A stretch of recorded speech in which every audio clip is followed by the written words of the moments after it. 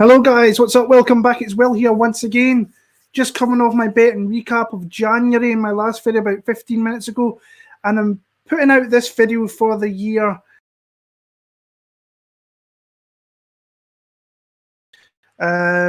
15 fighters. Oh, what's going on here? There were 15 fighters I think the UFC should sign in 2021. Now, I did this last year when the pandemic started hitting and just wanted to make a couple of videos regarding some fighters coming into the UFC and favorite. I really enjoyed talking about some of the prospects, and then I had a list of people you had to keep on.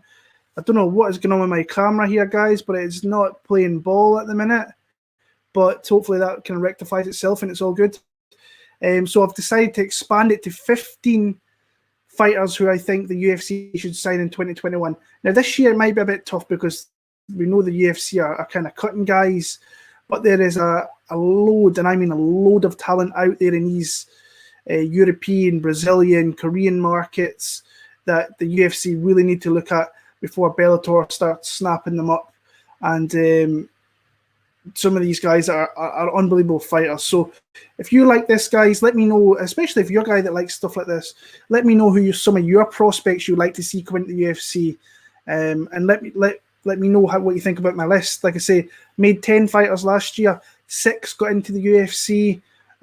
So I think that's a pretty good hit. Going to 15 this year, I think if I get anything over 5, I think I'll be doing quite well, honestly. There's a couple of guys I could have definitely threw in there from last year's list that I think will get there this year. But yeah, let's get into this list. I'm going to bring my list up here that I have. And then at the end, I will screen share it with you to kind of keep an eye on here. And I'll talk a little bit about all of them, but not too much. I just wanted a little video out here for that. So who I've got on this list, actually I've got 17 fighters. I think I was trying to maybe make 20 and that's why I got 15, but there's a couple that I am going to leave off here and put into the fighters that I need to kind of keep an eye on for the rest of the year. So the guy who I've got up at the top as my number one person that I would love to see come into the UFC this year is the KSW featherweight champion Saladin Parnasse, fighting out of France. 14-1 record. I think the guy's pretty much wiped out the entire division at KSW because he's came through and he's beaten a lot of very, very, very he's pretty much beat who the Polish kind of featherweight scene and guys that have been around KSW for a long time as well. I mean, he faces Daniel Torres this weekend. I actually read an article earlier on saying he's pretty happy in KSW, so that might throw a spanner in the works. But, I mean, since he's come into KSW, he beat Lucas Ryusuke, Artur Savinsky, Marcin Roszek, Roman Szymański, Ivan Bushinger. So he's beat really good guys with good records, 37-6, 11-4, 13-4. And the guy can do it all. Great skills on the ground, pinpoint with his feet, great footwork, picks his shots really well, really long, very diverse. I would love to see this guy in the UFC. Like I say, with a record like that, the UFC could do nothing much more, in my opinion, than to sign this guy, give him some good money. But we've seen that with the KSW guys coming over, they've struggled a little bit. Gamrot lost, Lipsky lost, so the KSW, once they've kind of made their way across, it's not been great. I think this guy can be a top 10 featherweight. That's saying something. So Saladin Parnasse was one of the guys there. The other one I like, Bibert Tumanov. You might recognize that surname. A 10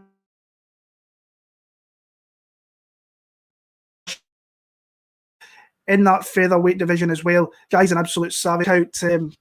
Knockout power for days. Very well rounded. Like I say, you might notice the surname with the simple reason that his brother Albert Tumanov, who I also think could make his way back into the UFC in 2021. So that is, I think it's his cousin, actually. I don't think it's his brother. But this guy is there that needs to come into the UFC. 10-1 record, like I said.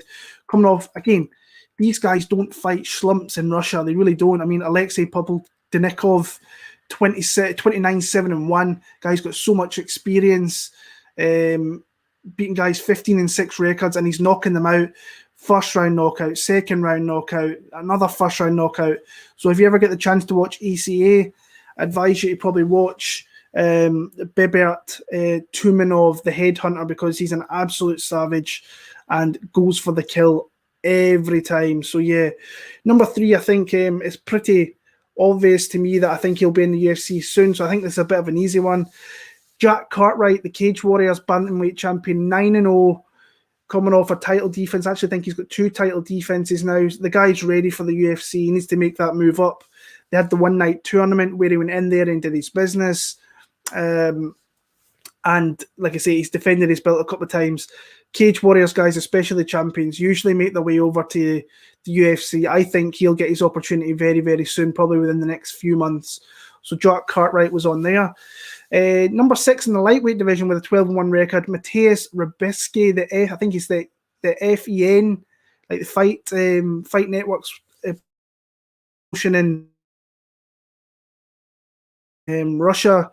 He is the champion there. Like I say, I think he was on my list last year of fighters you have to keep an eye on. Super, super talented in kind of a lot of the aspects of the game. Like I say, most of these people that will be in this list will be guys who have great records, undefeated records, maybe have the odd loss here and there, but he's a guy that at 28 years old, I think he's prime and ready to come into the UFC.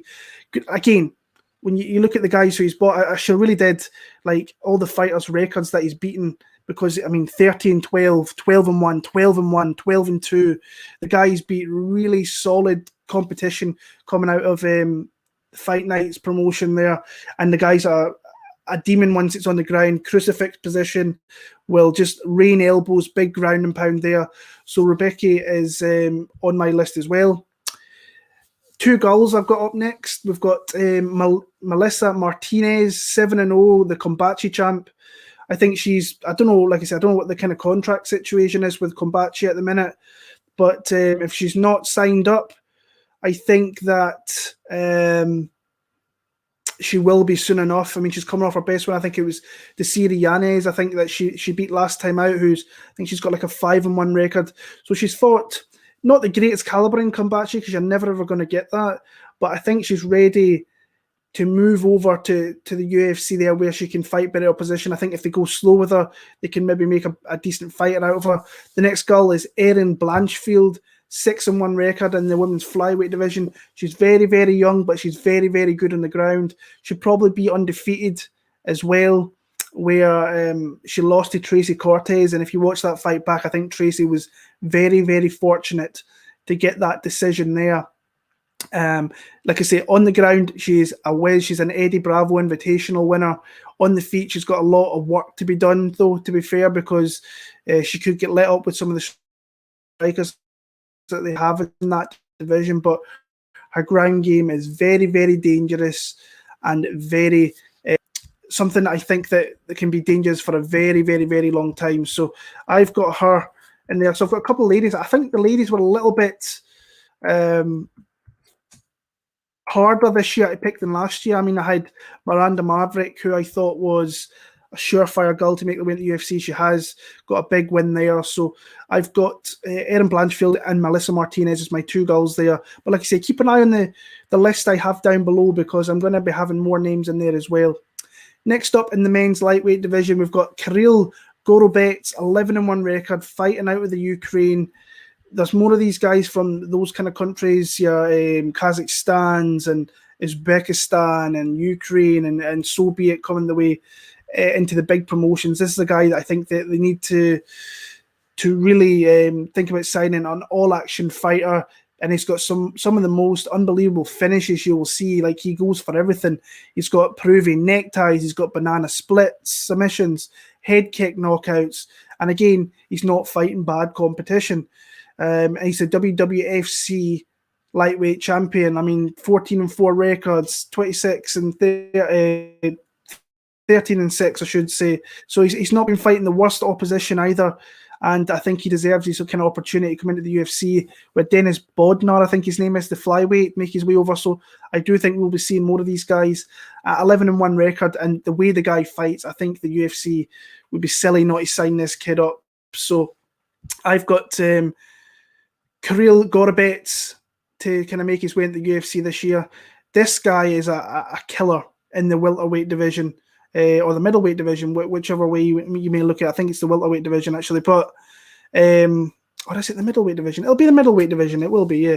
Roberto Soldic. You might recognise that name if you're a fight fan here in Europe and you watch KSW regularly as well. This guy, 18-3 record, like I said, beat some guys who are in the UFC already. Let me bring up his page here, because he is a very exciting fighter to watch and very, very dangerous with big high kicks.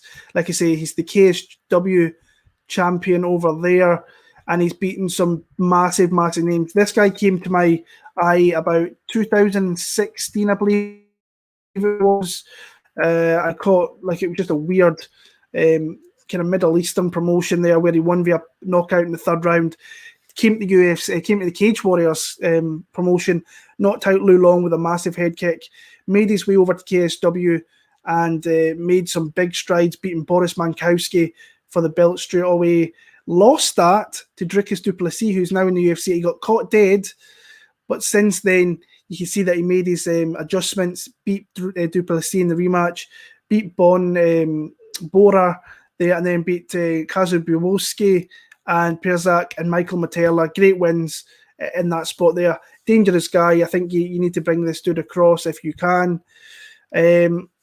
Next two, I've got Azamat I cannot pronounce this. Murzakanov, 9-1 record. This guy was actually signed to the UFC, then failed a USADA test. He popped for steroids, I believe it was. But the UFC are always looking for guys they can bring into that light heavyweight division. I think that they've got some decent guys that they can build off, young guys, but I do still think they need more talent,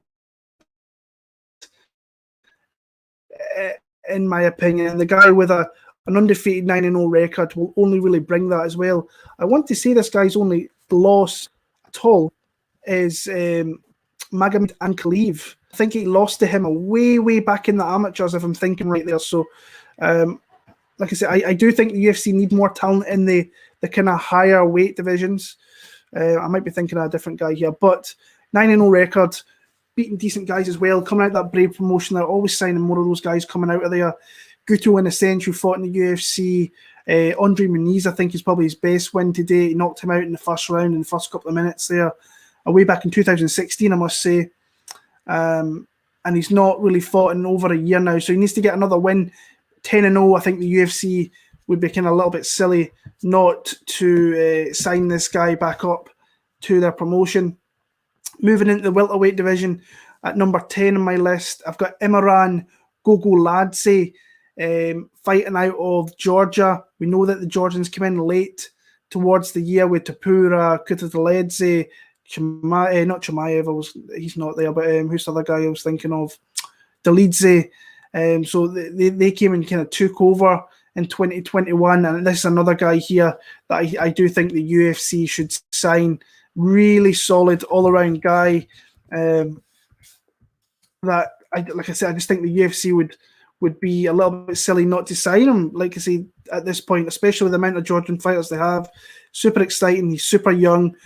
He maybe gets another couple of fights out there in EMC. He's the champion there. Beat like a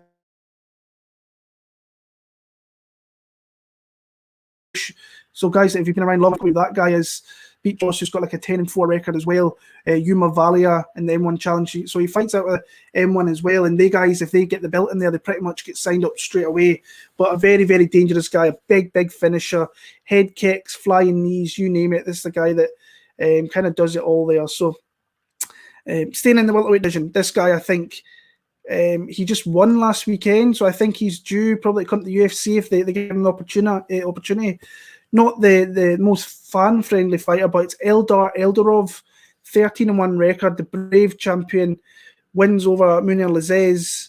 And like I say, fought last weekend. I might say it was Leonardo Mafra. I could be wrong with that one, but big wins there. Not your, like I say, your most fan-friendly fighter to watch. He likes to kind of grind them out. Not much of a big hitter, but likes to kind of grind out his opponents. But again, his record and the way he fights, I think he would beat guys in the UFC, beat them comprehensively as well. And I think if he was to grow, I think he could probably be a top 20, top 25 guy in that division, maybe top 15 at a push. So I'm going to go Eldar Eldarov to make his way over there. Moving down to the flyweight division, Asu Almabayev, 12-1 record, fighting out of the, I believe, let me bring this up, there's that many different names here. Almu and Badlayev, there is there. Yeah, so he fights out the M1 Global Promotion. Very, very fun fighter. Again, I think the UFC they should start going out there and cultivating some of these flyweights that are out there. Juan Puerta, Jake Hadley. There's another guy in this list here of, and he's actually next up on my list. I'll mention him in a second, but Almabayev, I think there's guys out there you can go and bolster this, because there's not many fighters. There's probably, I want to say there's 25 flyweight fighters in the UFC, so there's not many. And these are guys that I think that need to be signed now, not going through in the Dana White Contender Series. But Almabayev, like, if he gets that M1 belt again, like I say, he's going to get his opportunity, because they've got that. I think they've got a deal where they can bring the champions from that promotion over. So Almabayev, 12-1 with a great record. I think he would do well to kind of, and there is some fighters in that division that are kind of a little bit older.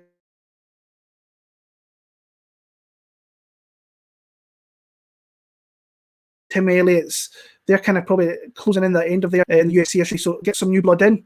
And this is one there. The next one in the flyweight division, undefeated, 14-0. Azamat Kerifov, not a fan-friendly fighter, but very, very good in kind of all aspects. His grappling's very, very solid. So there's two guys I think you could instantly throw into the flyweight division, and they would settle in very, very well. Going back to the light heavyweight division, we've got Nasruddin, I cannot pronounce his name, Nasruddinov. I think that's how you pronounce it. 9-0 record. Like I say, again, I'm kind of looking at this with the simple fact that the UFC need to sign more guys to these divisions and try and fill them out a little bit. And at 9-0, he's 29, 30 years old. He's kind of in his prime for going into that kind of division. I think that the UFC, again, would be a little bit silly not to sign some of these guys up, and I think they're ready. Maybe one more fight you could go with. I think, was this the Ankaleev guy? Maybe, actually. No, I'm thinking, I don't know who that was, but there is a guy in there that faced Magomed Ankaleev and lost in the amateurs. But again, not fighting bad guys. 11-2, 15-3, 11-7. So he's not fighting bums. That's what I like about the kind of Russian scene. They usually don't fight kind of bad guys, and he had a couple of fights in 2020. So I think he's ready. I think all around he's just a really, really good fighter. So I think Nasruddin should make his way over to the UFC. And like I say, that's my list there. There's a couple at the end here who I'll mention that I've kind of went a little bit overboard, but Morgan Sherry, 16-7-1 record out of France, big following over there. I think one more win against, I think it's Jordan Vucinic, and defending his Cage Warriors featherweight title. I think he will make his way over. In the heavyweight division, we've got Brett Martin, who is 9-1, stud wrestler. I think that could easily make his way into the UFC right now, maybe get another fight, and we'll see him there. So there is 15 guys and girls that I think the UFC should sign, and we'll see how many we get. I actually think I'll be lucky if I get 5 off this list, because I've targeted a lot of, and I've not even added any Brazilians or Koreans or anything, and they're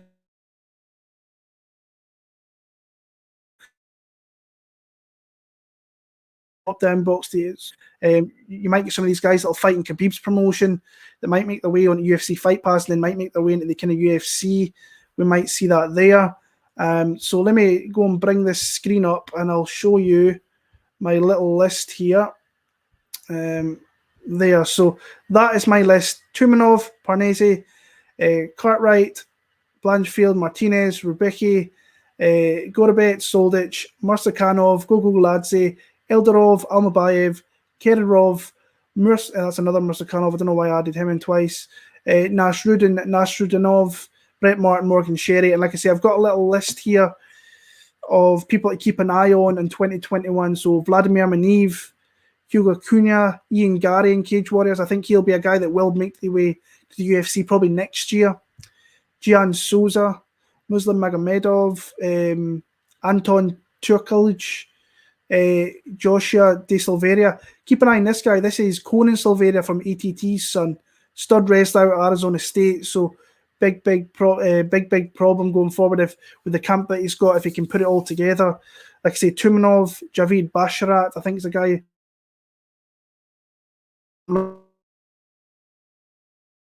keep an eye on. So yeah, guys, that's my little list of who I think the UFC should sign in 2021. Like I said, I think I'm going to struggle with this one this year. Last year, maybe it was a little bit easier. So I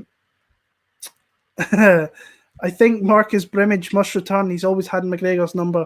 That's right. So this time we may get them all. Maybe. Who knows? But like I say, just a little quick video. Something I like doing. 20 minutes past. So guys, keep a wee eye. I'm going to update the list through the year, see if they get signed or not. All the very, very best. Take care. I'll be back on next Monday for my UFC